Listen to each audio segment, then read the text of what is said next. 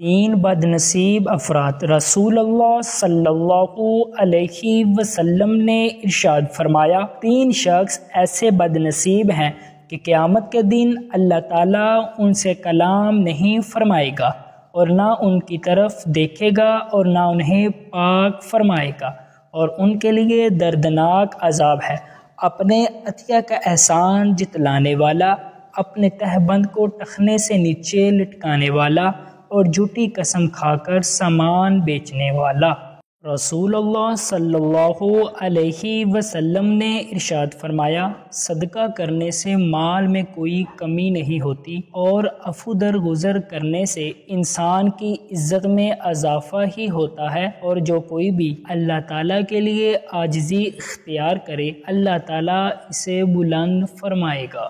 صدقہ کی آسان صورت۔ رسول اللہ صلی اللہ علیہ وسلم نے فرمایا، تمہارا راستے سے تکلیف دہ چیز ہٹا دینا بھی صدقہ ہے۔